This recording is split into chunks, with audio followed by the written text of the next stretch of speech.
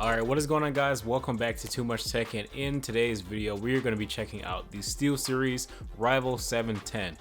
And I'm going to make this one a quick one, just because I spent about a day using this mouse and I don't want to spend any more days using this mouse. You know how normally when you get a new product and you're excited and you want to test it out and you want to see how good it's gonna feel? Yeah, this wasn't like that. And I see why they came out with the Rival 600 and the 700 really is not anywhere to be seen in any of SteelSeries marketing. This one is a really weird product. It's got a lot of weird quirks and features, and basically it's got a lot of things that you wouldn't necessarily think that you would want or need on a mouse. And to me, it just seemed like a very experimental type of product, and it's an expensive one at that too. It's like 80 bucks. I was like, what? No way. Basically, I'm just gonna talk about how it feels to use the mouse, and I'll let you determine your own opinion from there. For me, I already know my opinion. I don't like it. I'm just gonna tell you why. So one, this mouse does, like I said, have a lot of cool things and gimmicks and blah blah blah. Of course, it's got an RGB. It's got a little OLED screen on there that you can change to say whatever you want or display like game information, stuff like that. Kind of irrelevant, because if you're looking at the monitor and playing your game, you're not really gonna be looking at a little screen on your mouse, so not helpful. You do have 3 side buttons, which is nice, much appreciated,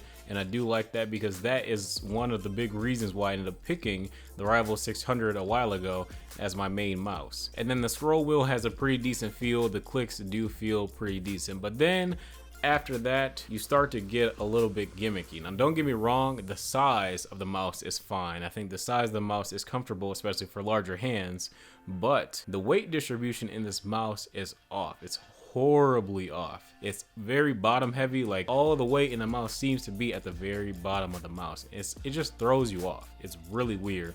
Now, even when I wasn't really used to using like extremely lightweight mouse like the Ninja Air 58 and the Glorious Model O before that, because I don't really directly compare this mouse to that one, because don't get me wrong, it does have a TrueMove 3 sensor on it, and the sensor to me is fine, but the weight distribution of the mouse just throws it all off for me. And I think the reason why that weight distribution is so horrible is because you can actually swap out the sensor of this mouse. But then that brings me to another point. It's like, why would you want to go from an optical sensor to a laser sensor? Basically go to a worse sensor if you're going to be playing games. And I guess like if you're not playing games and you want to use a laser sensor for whatever reason, I guess at the time the SteelSeries launched this mouse, I guess their plan was to sell the different sensor, and then they actually ended up just bundling it in and saying it was free.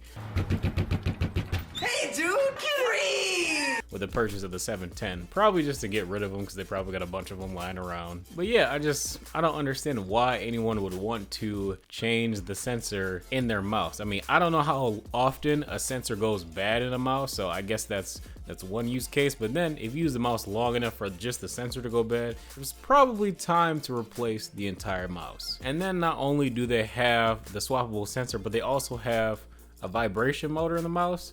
So I also thought that was kind of weird. For me personally, even when I play console games, most of the time I disable the vibration in the controller just because it throws me off a little bit, and I don't really need vibration. Basically, the things that I see on the screen are usually enough alerts to me. Only time I ever really play with vibration on is when I'm playing like Xbox One, I'm playing Forza, and they got the little impulse triggers when you're playing a driving game. So that is kind of the only time that I use the vibration. Other than that, next to never. Bringing that over to PC, why I would want that, I don't. And I know that this product isn't made for me, but I have a very hard time figuring out who this product is for. Maybe it's for you, I'm not sure. I don't see any reason why I personally would use this mouse over another mouse. Yeah, in terms of heavy mice, the G502 has this one beat by a long shot. So if you really do want just a heavy mouse with decent weight distribution, I would just pick a G502 over this personally. Since they don't market this one at all, I don't think that they thought that this mouse was particularly a hit either. But anyways, that is gonna be it for this video today, guys. If you guys enjoyed, be sure to drop a like and subscribe. If you guys are new, be sure not to miss out on the future content. Give my social media a follow as well, and I will see you guys in the next video.